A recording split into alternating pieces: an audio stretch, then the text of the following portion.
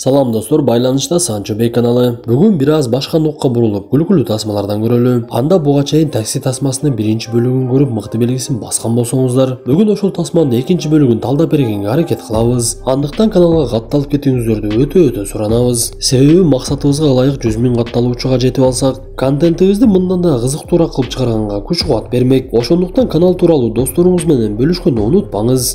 Она несокрушима. Тасманын башында Долон ашуусунда автожарыштар болуп, биринчи келе жаткан унаанын ичиндеги жарышчылар унаасын өтө катуу айдап келе жаткан. Бул жарышчылар буга чейинки 2 жылдын чемпиону эле. Бир убакта эле алардын артынан аппак такси унаасы пайда болот. Бул биз тааныган Даниэль болчу. Кызыгы ал жарышчылардын артынан эч эле калбай алардан өткөнгө аракет кылып, кызыгы алар канчалык аракет кылбасын Даниэль алардан ашып кетет. Көрсө Даниэль такси кызматы менен алек болуп, ага бир жаш үй бүлө түшүп, аялы боюнда болуп төрөйүн деп калгандан Даниэль аларды ооруканага батыраак жеткирүүнүн аракетинде экен. Алар ооруканага келген кезде дарыгер чыгып ооруканага алып киргенге жетишпейбиз деп айтып, Даниэлдин унаасын отургучтарга жаңы экенине карабай эле ошол жерде төрөтө баштады. Бир маалда Даниэлге сүйгөн кызы Лили чалып калат. Көрсө алар бүгүн Лилинин ата-энеси менен таанышмак экен эле. Анда Даниэлдин жанынан аялдын кыйкырганын угулуп, Лили башкача ойлоп, "Сен эмне мени шылдыңдап жатасыңбы? Мен биякта сени ата-энем менен күтүп жатсам, сен ал жакта эмне менен алек болуп жүрөсүң" деп эле уруша баштады. Анда Даниэль сүйгөнүн сооротуп, "Бул болгону менин кардарым. Аларды төрөтүү үйүнө алып келдим деп бардыгын түшүндүрүп барам" деп убадасын берет. Биз мындан соң тартип сактоочу Эмилианды көрөбүз. Ал 27-чи жолу айдоочулук күбөлүккө экзамен тапшырып, бул жолу айдоочулук күбөлүк колуна тиет. Көрсө ал дагы деле айдаганды үйрөнө элек экен. Болгону мугалими адан жадап күбөлүк берип, кутулууну чечиптир. Бул убакта Даниэль Лилинин үйүнө жетип келип, гүлүн көтөрүп алып эле Лили менен кошо ата-энеси менен таанышканга кирип барды. Лилинин атасы Эдмон армиянын генералы болчу. Ошондуктан ал өзүнүн олуттуу көз карашы менен дароо эле Даниэлге суроолорду бере баштайт. Даниэль өзүнүн таксист экенин айткысы келбей, "Мен азыр тез жардам кызматында иштеймин. Андан сырткары дарыгерликке окуп жатамын. Окумду бүтсөм буйруса дарыгер боломун" деп айтып, бирок бул сөздөр менен Лилинин атасына көп деле жаккан жок. Анда Даниэль бул нерсени дароо эле байкайт да Лилинин атасы Эдмонду мактай баштады. "Сиздин көкүрөгүңүздө аябай көп ордендер бар экен. Анан да кызыңыз Лили өтө татынакай. Демек сиз эки ишти бир алып кете алат экенсиз. Үй бүлөгө дагы жакшы көңүл буруп, ишиңизди дагы жакшы аткарыпсыз" атасы ээрип кетти окшойт. Бул убакта Эмилиан жумушунда жакшы көргөн Петра менен машыгып жаткан. Бир кезде аларды башчысы Жибер чогултуп, "Коничуа" деген сөздү үйрөтө баштайт. Көрсө жакында алардын шаарына Япониянын коргоо министри келмек экен. Алар өз өлкөсүндөгү Якудза деген кылмыштуу топ менен күрөшүп, коргоо министри ар өлкөгө барып тажрыйба алмашуу иши менен алек болуп жүргөн. Ошондуктан Жибер адамдарына "Биз аны тосуп алганга катуу даярданабыз. Мен бул иш-чараны нинджа деп атап койдум" деп адамдарына түшүндүрүп берет. Бул убакта генерал Эдмонд бир кезде согушта болуп, ал жерде бардыгы өлүп, өзү жалгыз гана калган окуяны айтып берип жаткан экен. Лили бул окуяны буга чейин көп жолу уккандыктан Даниэлге азыр ок төгүнөт деп эле бардык нерсени алдынан айта баштайт. Бир убакта эле генералга коңгуроо келип, ал коңгуроону алса, жанагы Япониялык коргоо министри келе тургандыгын айтып, ошол жака чакырышат. Анда генерал дароо эле айдоочусун чакырып, унаага олтуруп алып жөнөп кетип жатышса, аларды башка жүк ташуучу унаа келип эле эки бөлө сүзүп салат. Точно катастрофа. Кырсыктан кийин депутаттар Ташиевден корккондой эле жүрөгү түшүп калган Эдмонд "Мен эми 15 мүнөттө аэропортко кантип жетем" десе, Даниэль "Мен жеткирип коем" деп айтат. Бирок кайнатасы ага такыр ишенбей 15 мүнөттө жетиши мүмкүн эмес деп жатса, Даниэль унаасынын алдаркасын даярдады да ал жерде миңге коюп эле айдап жөнөдү. Ал бара жатып орто жолдун тартип сактоочулар жаңылган радарын да талкалап салып, жада калса катарынан турган шайтан арабалары дагы унаанын шамалынан жыгылып калат. Алар аэропортко жакындаган кезде учактын конуп жатканын көргөн Эдмонд андан бетер шашылып, Даниэль анда башка жол менен барабыз деп оңго бурулуп унаасынан канаттар жыга баштады. Көрсө ал аэропорттун короосунан учуп өтүп кетейин деп жаткан экен. Ошентип учак конгон кезде аны менен такси дагы ал жерге жетип барып, Даниэль кайнатасы Эдмондду бул жолу куткарып калды окшойт. Анда учак ачылып, анын ичинен Япониянын коргоо министри түшүп, аны Жибер тосуп алып адамдар менен тааныштырып жатса, Петра японча билет экен. Биз бул убакта бул нерсени алыстан башка адамдар байкап турганын көрөбүз. Бул Япониядагы Якудзанын адамдары болчу. Ошентип элдин баары кеткенден кийин учактан башка бир бейтааныш кыз түшүп,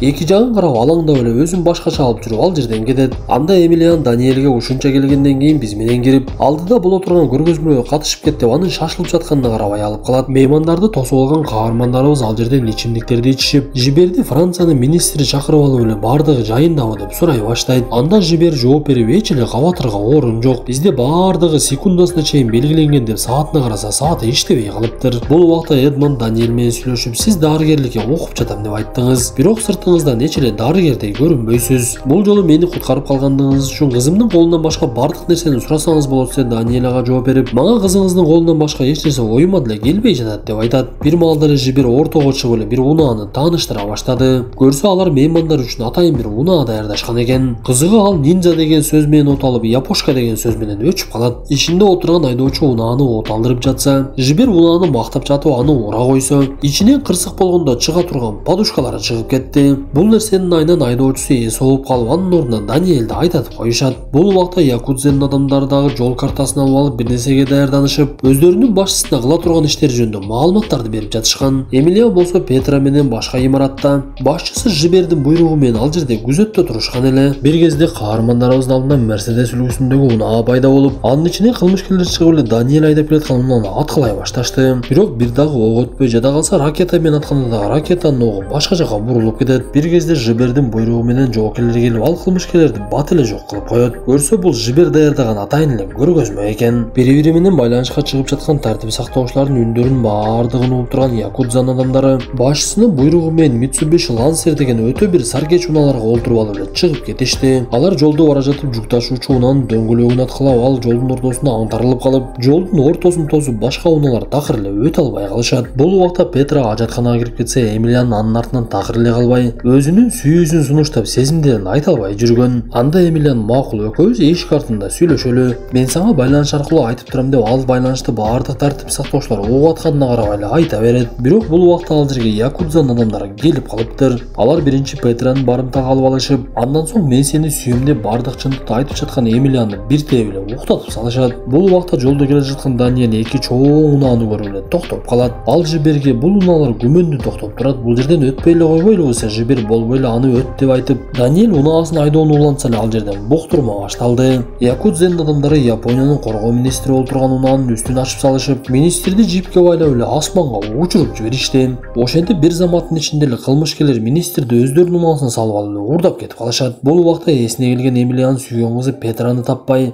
тапанчасын көтөрүп алып эле Якудзанын адамдарын коолап жөнөдү. Эмилиан бир убакта аларга жетип алып тапанчасы менен коркутуп, "Биздин түрмөлөр өтө тар, эми силер мынтип секире албай кыйналасыңар" деп жатса, жанагы 4 адам 4 жака эле көздөн кайын болушат. Анда Эмилиан өзү дагы алардын артынан секирип көрөйүн деп, бирок анын аракетинен майнак чыкпады.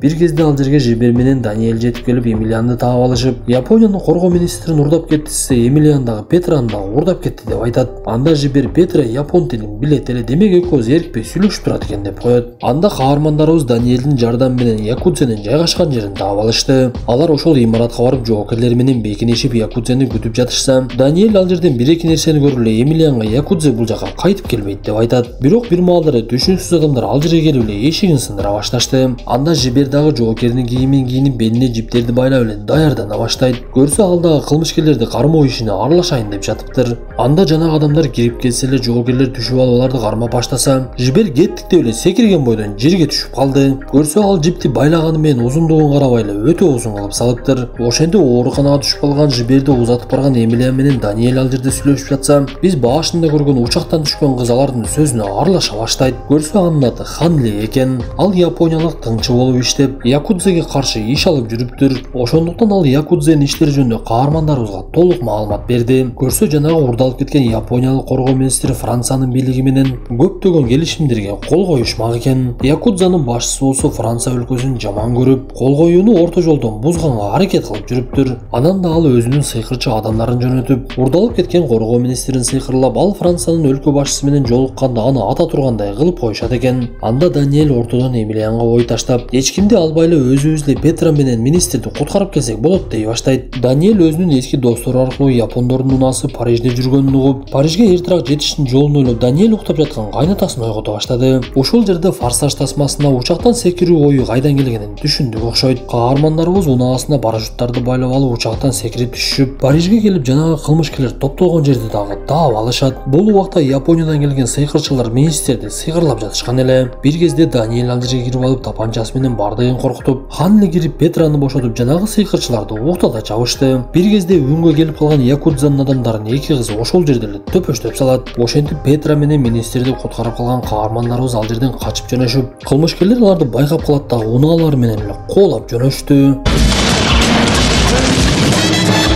Анда Даниэль тартип сактоочулардан жардам суроону каалап алардын кеңсесине унаасы менен кирип барып, терезесин сүзүп эле артыман жетип алгач деп эле тиешип качып кетип калды. Жени келген тартип сактоочулар алардын артынан көптөгөн унаалар менен куулай баштайт. Бирок алардын ишинен эч эле пайда болгон жок. Анткени бир кезде бирөөсү кырсыкка учураса анын артынан бардыгы келип үйүлүп, биринин артынан бири сүзүп эле ошол жерде топтолуп калышат.